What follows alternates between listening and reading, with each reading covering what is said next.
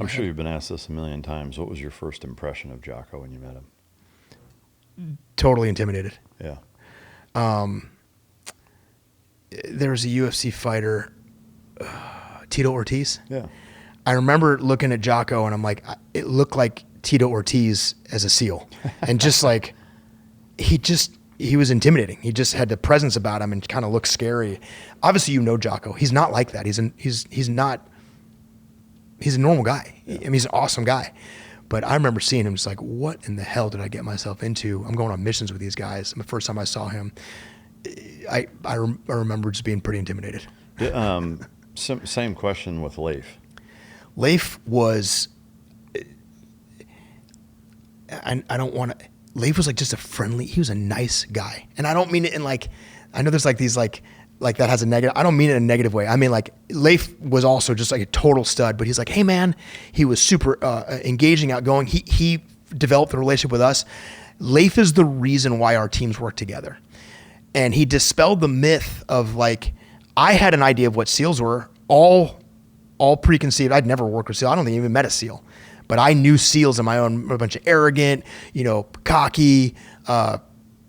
Leif was none of those things. Leif was professional. He was awesome. And my relationship with him was the reason why we worked together. Was Leif came to me, it was like, hey, you guys are doing this thing.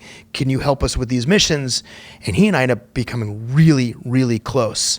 And I worked very closely with him. I was there for a lot of missions with him. He certainly looked all the part of a Navy SEAL, but he was such a good dude to me. And I always had this impression like SEALs would be like standoffish and like, we're better than you, and not, he was the exact opposite of that, man. And so when I say that, I mean that in the absolute best possible use of that term. He was an awesome person to me and dispelled all the myths I had of like, oh, these are gonna be a bunch of arrogant, special operators. He dispelled that myth very quickly. Yeah, that's awesome. It was all those guys, you guys, they were awesome. Yeah, that's really cool to hear. I mean, to me, I think, nice in that context can be taken in a harmless way, and it's not, Nope. and I know exactly what you mean, because I know Leif, not well, but yeah, I can totally see that aspect of it. He demystified the mystique of the SEALs, which is well deserved, by the way. That impression that you get is valid because you look at them, you look at Leif, you look at Jocko, like, dude, these dudes are badasses. He dispelled the standoffish, better than you, elevated. He wasn't like that at all. Yeah. And that, I think, is what allowed us to have a really good relationship. Yeah. At its inception, was there a very understood understanding of, allow myself to introduce myself, was it understood exactly what capability you were going to provide, or was there a kind of an evolution of figuring out how to best use you guys? Yeah, I think what started it was, so I had got there about 6 weeks before Task Unit Bruiser showed up. And in the 6 weeks, I was working with the National Guard unit that was getting ready to leave, and we did a ton of operations with them, and it was kinetic quickly. Like, those dudes had been in the fight for a year. Those dudes are awesome. I was learning a lot from them, stealing all their knowledge, all their conventional wisdom, and I very quickly changed the way I thought we were going to operate. I thought I was going to be like in the COC, kind of maneuvering battle space, and I was like, these guys need our help. I got engaged with my teams very quickly, myself included. And because we had learned very quickly how to support, when Leif's platoon showed up, when Jocko's task unit, Leif's platoon specifically, I was out in the west with Charlie platoon. There's another Anglico out in the east in Corregidor with Delta platoon. So I mostly work with Leif. We were essentially continuity between the old unit and the new unit. So when he showed up, we were part of this brigade turnover. We were right in the middle of all of that. The brigade that we were there really treated us like their own. And I think Leif saw that we were really closely embedded and had a really good relationship. And I think that was compelling to him because Jocko's guidance was we're there to support the Army, which is why we were there when my team was there as well. And I think very quickly Leif saw that we brought some unique capability, which obviously the aircraft, we had a Humvee, we had heavy machine guns. We had a lot of really cool assets that were there to support the Army. The asset I think that was most relevant to them was Task Unit Bruiser and Charlie Platoon had JTACs. They had guys that could call in airstrikes. But as you know, as a SEAL, if you're calling in air and controlling all that stuff, you're not doing some of the primary SEAL stuff. whether I wanted to or not, was in the ground scheme and maneuver. I didn't want to be a SEAL. I wanted to call in airstrikes and use aircraft. And we had Hornets and Harriers, which I knew really well. I was a Hornet pilot. We had Cobras and Hueys, which I knew well because I was a Marine. And so there was this really natural synergy because we had this really unique capability that they needed that in theory they could have done themselves, but they probably couldn't have done it the way that we did because they didn't quite have our experience. We had some time on the ground for some understanding, and they could better use their SEALs who were JTAC qualified in more primary SEAL missions. And so all that sat between us was the risk of ego, personality, this, that, and none of that was there. Those guys, they were not like that. It was the exact opposite of what I thought they were going to be. And they were like, hey, let's do whatever makes sense to support the Army. And that meant my Anglico team and my particular firepower team that I kind of was central to really embedded with Leif's platoon. And every operation, we were with them because we could optimize the aircraft assets in a way that they couldn't, that freed them up to do, there's only 16 SEAL, you know that, you know this better than anyone. And if you're taking away from one of their primary missions to something else, that takes away from what they can be doing. And we plugged into that and it worked really well. Yeah. Did the pilots that you're communicating with have any idea that you were actually a pilot also? Yeah, 100%. All of them did? Just about all of them. I'm controlling Marine Air. Okay. And so, I mean, there are times, I mean, my favorite story from Ramadi in Iraq in 2006 is doing Type 1 gun runs. That's like low altitude Hornet strafe in this kinetic firefight that we're in, getting RPG shot at us. You know, I'm sitting behind this wall with this Army platoon leader. The aircraft that comes in overhead and his check-in to me as the aircraft, the F-18 checks in on my TAC frequency as the FAC.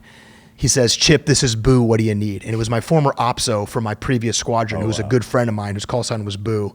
None of the protocol, none of the 9-line. It was, hey, dude, it's me. He knew who I was. He knew I was there. And I looked over I'm like, we're good to go. Yeah. And it was a personal friend of mine flying the F-18s. And next thing you know, him and his wingman are doing strafing runs on vehicles. Like, here, my arm standing up thinking about those stories. Like, you can't get any better than that, which is like, dude, this is my friend. Yeah. We deployed together.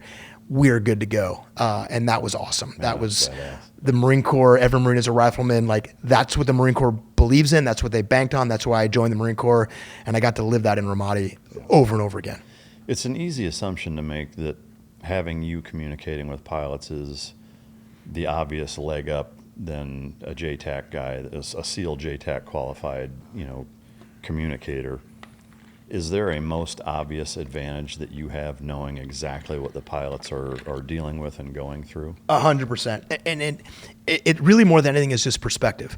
The SEAL JTACs were totally good to go, totally qualified, easily could have done the same missions that I did. What it would have taken them is time to collaborate and understand what is the pilot seeing at 15,000 feet, at 10,000 feet, collateral damage, additional risk, perspective on where civilians might be, where additional risks and things fall in. When I'm talking to a pilot, I don't have to spend a lot of time wondering what his perspective and his point of view looks like. So as he's talking to me, my mind's eye very quickly can be in his machine.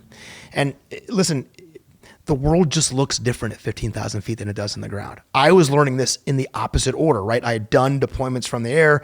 I clearly understood what the world looks like from the cockpit. When you're on the ground, the biggest difference is everything looks flat. You see the road in front of you. You see the very often, parallel intersections, things like that. You don't get a very global view of things and a lot of this was urban. I mean, streets, like Ramadi is like a city. It's crazy, and sometimes if you're on a street corner, you might see down one road and not another road. That's all. You don't see anything else. Buildings are too tall. Things are getting in the way. So when I'm talking on an airplane, the advantage that I brought was a JTAC, a SEAL, would have to spend time asking him, what do you think? Why do you, and there'd be friction in us trying to just get a common point of view. I can compress that timeline. And as you know, especially in urban, releasing in urban is really tough. You don't have a lot of time. You got to do that really, really quickly and accurately. That was the biggest advantage that I brought. Yeah. I mean, it's such a fascinating and seems like one of those almost obvious things to have pilots do that mission. And I know they do. It seems like it could be leaned on even heavier. Like maybe a scenario where once you get to a certain point in your career and I imagine that being a pilot is similar to an operator or even a professional athlete, where age is not your best friend, and you get to a point where it's like, hey man, your knowledge is there, but your reaction time sucks physically. Like you can't pull the same G's. Like there's a shelf life. Yeah. It's like once you get to that point, are you better served training and teaching other pilots, or would it make sense to have you either teach JTAC courses or even be on the ground doing that kind of thing? Yeah. It's an interesting question because, you know this really well. Being on the ground was a slog for me, man. I mean, that was like the shit that you guys were doing that I was trying to keep up doing. I was like, man, I'd be so much better in a cockpit. I mean, I have some vivid memories, down baseline in Ramadi, running with SEALs, 300-yard run to get to a building, thinking, how are these guys, like, how can a human being run this fast with all this shit that we're carrying? Yeah. So I think there's certainly there's a balance inside there. The cockpit's a really nice equalizer because the machine does a lot, but there's absolutely, to your point, there's a uniqueness in that perspective and being able to help people see the world in a different way, which is the hardest thing about being on the ground, is you have to see it three-dimensionally, and it's really, really hard because the world kind of lives in two dimensions on the ground. I see the street, I see the road. I have to visualize what's happening around it because that's how I make good tactical decisions. It's really hard to do that. The pilot's perspective is huge. Well, especially if you've never seen it. Yeah, exactly. You're imagining everything. Yep, that's right. Yeah. Is there an operation that stands out with your time on the ground with Bruiser that you felt like you made the biggest difference or were the most effective? Yeah, for sure. I did a lot of missions with Leif's platoon. Obviously, I had my toughest day was June 20th, 2006. My radio operator was killed by a sniper on a rooftop of Cop Iron. That was a really hard day. First Anglican Marine killed in Iraq was one of my Marines. That was a hard thing. August 2nd was the day Mark Lee was killed. Is the first SEALs killed from Task Unit Bruiser was Jocko's platoon. I was the controlling FAC. And in that firefight, Leif is central to that. They are taking fire from an adjacent building, a second-story window, shooting down onto the SEALs, making entrance. I'm controlling a Huey and a Cobra. The JTAC from Leif's platoon and I are coordinating. He is telling me what's going on in this, as you know, an insanely chaotic situation. And I am able to take a Cobra and put a Hellfire, a thermobaric Hellfire into the second-story window, like directly into the window of where this fire was coming from, to kill those guys in the middle of this engagement. And obviously it's a very double-edged sword for me because that was a hard day, and it was a really hard thing to meet them at Charlie Med and see the aftermath of that and know that a SEAL had been killed and the guys had been wounded. But I was able to contribute in a way to help them get out of that problem by using aircraft in the ideal way, which is rotary wing right over top of the city, literally putting a missile through a window, which the Huey and the Cobra pilot that did the mark and did the release is on the controlling FAC, all being fed by the Navy, by the SEAL JTAC. So I got to give them full credit for that. But to be able to be part of that and help them get out of that problem in the traditional sense of we're there to support those guys on what was really the hardest day for them on that deployment. I'm honored to have been right there with them for that. Yeah, that's powerful. Were you still working with them when Mikey Mansour was killed? I left about a week before Mikey was killed. Yeah, I left mid-September. That was, I think, September 27th. I left about 10 days prior. How close did you become with the SEAL operators from those platoons? Like, did you spend a lot of off time with them? So I would genuinely say this, and I think Leif would agree. Like, Leif is like a brother to me.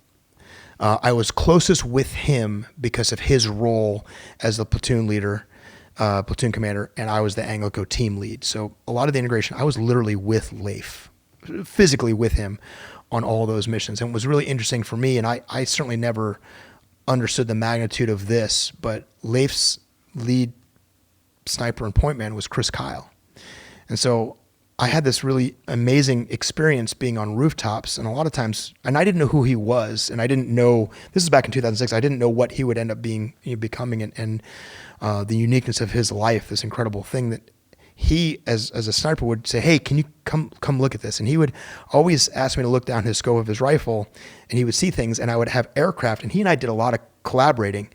It was always Chris, Leif, and me in these unique situations, first people into Cop Falcon, first people into these different locations, because of the roles that we all filled and had this unique synergy. Certainly on my deployment there, and obviously there's several names that come to mind. I don't know who I should say by name just based on what they're doing, but Leif and I became really, really close. And I certainly are obviously to this day rooted in that. But the relationship that I built with his platoon is probably the thing I'm the most proud of in my entire military career, because first of all, what you guys do is incomparable to what I've ever seen anybody do in a situation in a combat environment like that. And I felt like I was barely hanging on. And Leif's SEALs treated me like one of their own, and treated my Marines like that too, which I know is a compliment. I know that you guys are not flippant and careless with that, and the willingness to bring us along and have us be partners in that. When we left, the Charlie Platoon guys came down to our hooch and said goodbye to us, like the patches. Like there's a moment there of realizing, had those guys not included me the way that they did, I don't know what would happen on that deployment. But it made a huge difference in my life and a huge difference in my Marines' lives, and I'm super, super proud of that. And that laid a foundation for Leif and certainly for Jocko and I to be close with them years and years later, all built on our time together and those shared experiences, of which I am supremely grateful for my time working with the SEALs. That's awesome. I mean, it's an obvious testament to you and your guys' competency level also, because that involvement isn't, as to your point, handed out flippantly or easily. So yeah, I had sharp guys. Yeah. The Marines on my team, I was given a winning hand with those guys. They're solid Marines. That's awesome. Is there any other operation during that window of time there on the ground that stands out as being memorable? I mean, I know all of them were, but does one kind of come to mind of? Yeah, I have one that I remember. I mean, listen, we did a lot of stuff together. Man, I don't know if I could pick one. Cop Falcon was a combat outpost that ended up being dead center of the city of Ramadi. It was the biggest, boldest move we had made to put a combat outpost right in the middle of the most contested battle space that we had in downtown Ramadi, on the intersection of Sunset and Baseline. To get into Cop Falcon, Leif's platoon was going to be the lead platoon for that. I was with his platoon. They had these marine riverine boats. And so if you know the geography of Ramadi, you were basically kind of the northwest corner. They had coordinated with the Marines. The Marines showed up in these little riverine boats. And there's a canal that parallels, kind of northwest to southeast, parallels the city on the south side.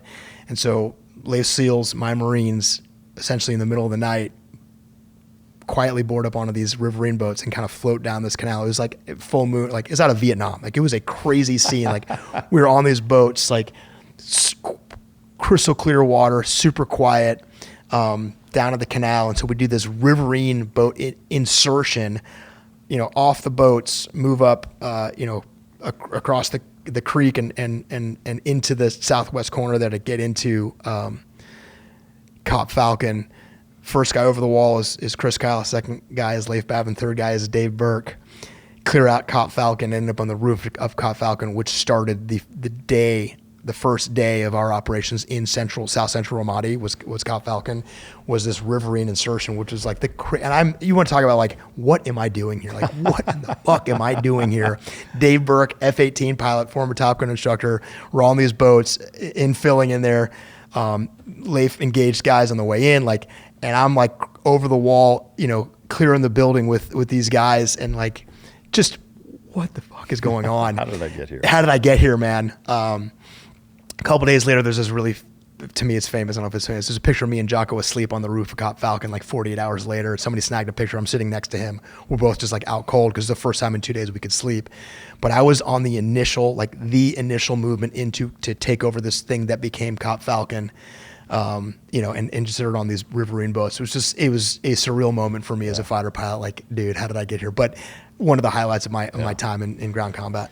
That's some frogman shit. It was some frogman shit, dude. And I was along for the ride. Believe me. I'm sure if you talk to Leif, I think I probably walked around with eyes like saucers a lot of that deployment, just kind of hanging on with you guys. But I have other great memories of Charlie Platoon and Tony and a bunch of other just amazing guys. I was very lucky to be part of that, man. Yeah. I mean, it's such a legendary crew, in the entire scope of the war. I think it's hard to argue that there's a more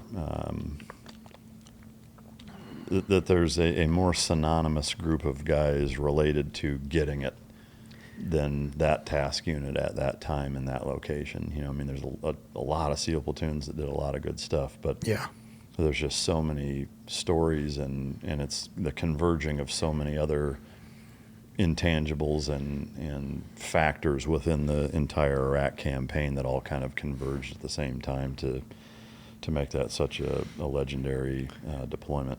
Well, we talked about luck, timing, circumstance, that convergence. Obviously, I had no control over any of that timing, but to look back and think the one fact tour that I was on, same place, same time, was with those guys, and to be in a position where they were willing to let us be part of that and our teams integrate like that. I do see a recurring theme in your career of first or crazy, only to ever. There's got to be something to it. You can't get lucky that many times, without there being some external influence.